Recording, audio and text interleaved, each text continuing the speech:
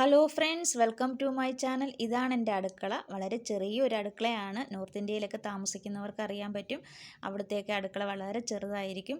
നമ്മുടെ നാട്ടിലെയൊക്കെ അടുക്കള വെച്ച് നോക്കുമ്പോൾ ഇത് വളരെ ചെറുതാണ്. എനിക്കും വേറൊരാളുണ്ടെങ്കിൽ അവർക്കും കൂടി നിന്ന് പാചകം ചെയ്യാൻ പറ്റുന്ന, 2 പേർക്ക് നിന്ന് പാചകം ചെയ്യാൻ പറ്റിയ രീതിയിലുള്ള ഒരു അടുക്കളയാണ്. ഇഷ്ടമായിട്ടുണ്ടെങ്കിൽ കമൻറ്റ് ബോക്സിൽ ഒന്ന് കമൻറ്റ് ചെയ്തേക്കണേ. ഇന്നത്തെ ഒരു ചെറിയ കുക്കിംഗ് വീഡിയോ ആണ്. അപ്പോൾ ഉച്ചക്കത്തേക്കുള്ള ചോറിന് വേണ്ടിയിട്ട് ഞാനിവിടെ 1 ഗ്ലാസ് അരിയാണ് എടുത്തിരിക്കുന്നത്. വെള്ളയരിയാണ്.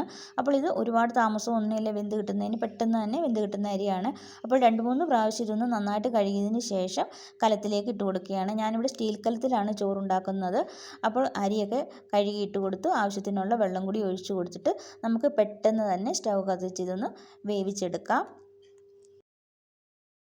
ഈ അരി ഒന്ന് വെന്ത് കിട്ടുന്ന സമയം കൊണ്ട് നമുക്ക് കറികൾ ഉണ്ടാക്കാം. ഒരുപാട് കറികളൊന്നുമില്ല. ഞാനിന്നൊരു മട്ടർ പനീറാണ് തയ്യാറാക്കാൻ പോകുന്നത്. ഇത് ശരിക്കും നോർത്ത് ഇന്ത്യൻ സ്റ്റൈലിലാണ് തയ്യാറാക്കുന്നത്. അതുകൊണ്ടാണ് ഞാനിവിടെ കടുകെണ്ണയാണ് ഈ പാനിലേക്ക് ഒഴിച്ചു കൊടുത്തിരിക്കുന്നത്. ഒരു 100 ഗ്രാം പനീറാണ് എടുത്തിരിക്കുന്നത്.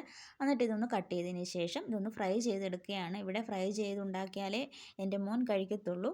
അതുകൊണ്ടാണ് ഞാനിത് ഫ്രൈ ചെയ്ത് എടുത്ത് ഉണ്ടാക്കുന്നത്. അപ്പോൾ ഇത് എല്ലാ സൈഡും ഒന്ന് തിരിച്ചും മറിച്ചുമൊക്കെ ഇട്ട് ചെറിയ തീയിൽ നമുക്കിതൊന്ന് നന്നായിട്ടൊന്ന് ഫ്രൈ ചെയ്തെടുത്തതിന് ശേഷം പെട്ടെന്ന് തന്നെ കരിഞ്ഞു പോകാതെ കോരിയെടുക്കാം.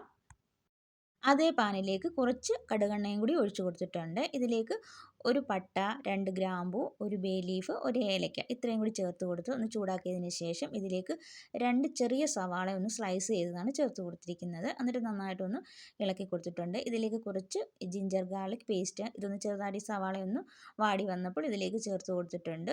അപ്പോഴേക്കും നമുക്ക് ഈ കഞ്ഞിയൊക്കെ വെന്തിട്ടുണ്ടോ എന്ന് നോക്കാം. കഞ്ഞി നന്നായിട്ടൊന്ന് തിളച്ച് വന്നിട്ടുണ്ട്. ഇനി ഞാൻ തീ അങ്ങ് കുറച്ച് കൊടുക്കുകയാണ്. ഇനി ഒരു 5 മിനിറ്റ് ചെറിയ തീയിലൊന്ന് തിളച്ച് വരട്ടെ. അപ്പോഴേക്കും നമ്മുടെ അരിയൊക്കെ ഒരു പകുതി വേവായി കിട്ടിക്കോളും. ഇനി ഇതിലേക്ക് ഒരു 2 തക്കാളിക്കയാണ്, ചെറിയ തക്കാളിക്കയാണ്, അതൊന്ന് കട്ട് ചെയ്ത് ചേർത്ത് കൊടുത്തിട്ടുണ്ട്. ഇതിൻ്റെ കൂടെ തന്നെ 2 പച്ചമുളകും കൂടി ചേർത്ത് കൊടുത്ത് നന്നായിട്ട് ഇതൊന്ന് വഴറ്റിയെടുക്കാം. ഒരു 2-3 മിനിറ്റത്തേക്ക് നമുക്കിതൊന്ന് അടച്ച് വെച്ച് കൊടുക്കാം. ഇപ്പോൾ 2-3 മിനിറ്റ് കഴിഞ്ഞിട്ടുണ്ട്. ഒരു 3 മിനിറ്റ് കഴിഞ്ഞു കേട്ടോ. എന്നിട്ട് നമുക്കിതൊന്ന് തുറന്ന് നോക്കിയപ്പോൾ സവാളയും തക്കാളിക്കൊക്കെ ഒന്ന് നന്നായിട്ടൊന്ന് വഴണ്ടി വന്നിട്ടുണ്ട്. ഇതിലേക്ക് ഞാൻ 1/2 ടീസ്പൂൺ മഞ്ഞൾപ്പൊടിയും 1/2 ടീസ്പൂൺ മുളക് പൊടിയും ചേർത്ത് കൊടുത്തിട്ടുണ്ട്. അതിൻ്റെ കൂടെ തന്നെ 1/2 ടീസ്പൂൺ അളവിൽ മല്ലിപ്പൊടിയും, പിന്നെ 1/4 ടീസ്പൂൺ അളവിൽ പെരിഞ്ജീരകപ്പൊടിയും, 1/4 ടീസ്പൂൺ അളവിൽ കുരുമുളക് പൊടിയും കൂടി ചേർത്ത് കൊടുക്കുക. പിന്നെ ഇതിലേക്ക് ഗരം മസാലയ്ക്ക് പകരം ഞാനിവിടെ ചേർത്ത് കൊടുത്തിരിക്കുന്നത് നമ്മുടെ മീറ്റ് മസാലപ്പൊടി ഉണ്ടല്ലോ, അതാണ് ചേർത്ത് കൊടുത്തിരിക്കുന്നത്. എന്നിട്ട് നമുക്ക് ഈ പച്ചമണമൊക്കെ പൊടികളിലേക്ക് മാറുന്നതിന് വേണ്ടി നന്നായിട്ടൊന്ന് ഇളക്കി കൊടുത്തതിന് ശേഷം ഇതിലേക്ക് ചൂടുവെള്ളം ചേർത്ത് കൊടുക്കുകയാണ്. ചെറിയ ചൂടുള്ള വെള്ളമാണ് ചേർത്ത് കൊടുത്തിരിക്കുന്നത്.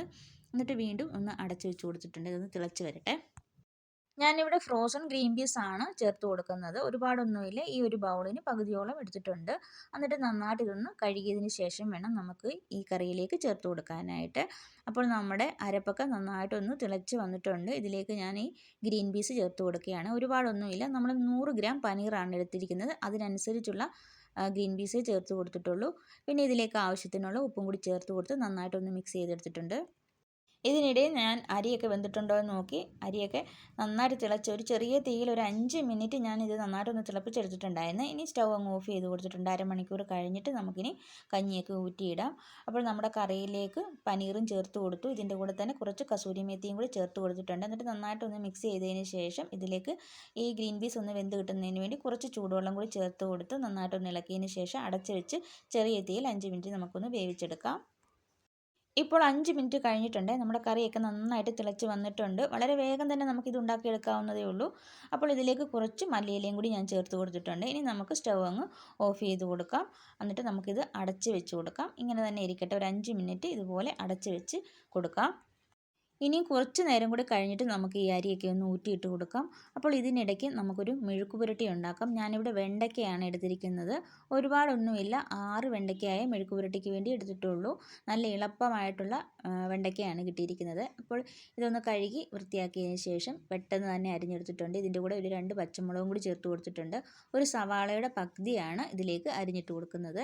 അപ്പോൾ നമ്മുടെ ഈ പനീർ കറിയൊക്കെ മാറ്റി വെച്ച് കൊടുക്കാം. ഇതിലേക്ക് നമുക്ക് വെണ്ടയ്ക്ക ഉണ്ടാക്കുന്നതിന് വേണ്ടി ഒരു ചെറിയ കടായി വെച്ച് കൊടുത്തിട്ടുണ്ട്. ഇതിലേക്ക് നമ്മൾ സവാളയും വെണ്ടയ്ക്കായും നമ്മൾ അരിഞ്ഞു വെച്ചിരിക്കുന്ന പച്ചമുളകൊക്കെ ഉണ്ടല്ലോ, അതിലേക്ക് കുറച്ച് കറിവേപ്പിലയും കൂടി ഞാൻ ചേർത്ത് കൊടുത്തിട്ടുണ്ട്. എന്നിട്ട് നന്നായിട്ടൊന്ന് ചൂടാക്കി ആ വഴുവഴുപ്പൊക്കെ ഒന്ന് മാറിയതിന് ശേഷമാണ് ഞാൻ ഇതിലേക്ക് വെളിച്ചെണ്ണ ഒഴിച്ചു കൊടുത്തിരിക്കുന്നത്. ഇനി ഇതിലേക്ക് ഒരല്പം ഉപ്പും ഒരല്പം മഞ്ഞൾപ്പൊടിയും കൂടി ചേർത്ത് കൊടുത്തിട്ടുണ്ട്. എന്നിട്ട് നന്നായിട്ടൊന്ന് ഇളക്കി നമുക്ക് ചെറിയ തീയിൽ അടച്ച് വെച്ച് വേഗം തന്നെ ഇത് വേവിച്ചെടുക്കാം. ഇപ്പോൾ ഏകദേശം 5 മിനിറ്റ് കഴിഞ്ഞിട്ടുണ്ട്. നമ്മുടെ വെണ്ടയ്ക്കയൊക്കെ നന്നായിട്ട് വെന്ത് വന്നിട്ടുണ്ട്. ഇനി നമുക്ക് അടച്ച് വെച്ച് വേവിക്കേണ്ട, ചെറിയ തീയിലിട്ടൊന്ന് ഫ്രൈ ചെയ്തെടുത്താൽ മതി. ഇതിനിടയിൽ തന്നെ ഞാൻ അരിയൊക്കെ വെന്തിട്ടുണ്ടോ എന്ന് നോക്കിയിട്ടുണ്ടായിരുന്നു. അപ്പോൾ നമ്മുടെ ചോറൊക്കെ റെഡിയാക്കി കിട്ടിയിട്ടുണ്ട്. ഞാൻ പെട്ടെന്ന് തന്നെ അതൊക്കെ ഒന്ന് ഊറ്റിയിടാനായിട്ട് പോവുകയാണ്. അപ്പോൾ നമ്മുടെ വെണ്ടയ്ക്ക മെഴുക്കുവരട്ടിയൊക്കെ റെഡിയായി വന്നിട്ടുണ്ട്. തീ അങ്ങ് ഓഫ് ചെയ്ത് കൊടുത്തിട്ട് അതും അടച്ച് വെച്ചിട്ടുണ്ട്. നമ്മുടെ കഞ്ഞി ഊറ്റിയിട്ട് കൊടുത്തിട്ടുണ്ട്. അപ്പോൾ നമുക്ക് ഉച്ചക്കത്തേക്കുള്ള വെണ്ടയ്ക്ക മെഴുക്കുവരട്ടിയും പിന്നെ അതുപോലെ തന്നെ നമ്മുടെ മട്ടർ പനീറും റെഡിയാക്കി എടുത്തിട്ടുണ്ട്. വളരെ വേഗം തന്നെ നമുക്ക് ഉണ്ടാക്കിയെടുക്കാൻ പറ്റിയതാണ്. ഒരുപാട് സമയമൊന്നും എടുത്തിട്ടില്ല ഇതെല്ലാം തയ്യാറാക്കി എടുക്കുന്നതിന് വേണ്ടിയിട്ട്. ഇനി ഞാൻ കുറച്ച് തൈര് ചള്ളാസ് ഉണ്ടാക്കാനായിട്ട് പോവുകയാണ്. തൈര് എടുത്തിട്ടുണ്ട്. 1 ബൗൾ തൈരാണ് എടുത്തിരിക്കുന്നത്. 1 പച്ചമുളകും 1 സവാളയുടെ പകുതിയും 1 തക്കാളിക്കയും കൂടിയാണ് ഇതിലേക്ക് കട്ട് ചെയ്തിട്ട് കൊടുത്തിരിക്കുന്നത്. പിന്നെ ഇതിലേക്ക് കുറച്ച് ഉപ്പും കൂടി ചേർത്ത് കൊടുത്തിട്ടുണ്ട്. എന്നിട്ട് നന്നായിട്ടൊന്ന് മിക്സ് ചെയ്തെടുത്താൽ മതി. നമ്മുടെ ചള്ളാസ് റെഡി ആയിട്ടുണ്ട്. ഒരുപാട് കറികളൊന്നും ഇല്ലാതെ വളരെ പെട്ടെന്ന്, അതും 1 മണിക്കൂർ മാത്രമേ എടുത്തിട്ടുള്ളൂ ഞാനിത് തയ്യാറാക്കി എടുക്കുന്നതിന് വേണ്ടിയിട്ട്. ഇന്നത്തെ നമ്മുടെ സ്പെഷ്യൽ എന്ന് പറയുന്നത് മട്ടർ പനീറാണ്. അപ്പോൾ ഇന്നത്തെ ഉച്ചയൂണ് ഇഷ്ടമായിട്ടുണ്ടെങ്കിൽ, ആദ്യമായിട്ട് കാണുന്നവരാരെങ്കിലും ഉണ്ടെങ്കിൽ ചാനൽ ഒന്ന് സബ്സ്ക്രൈബ് ചെയ്ത് സപ്പോർട്ട് ചെയ്തേക്കണേ. താങ്ക്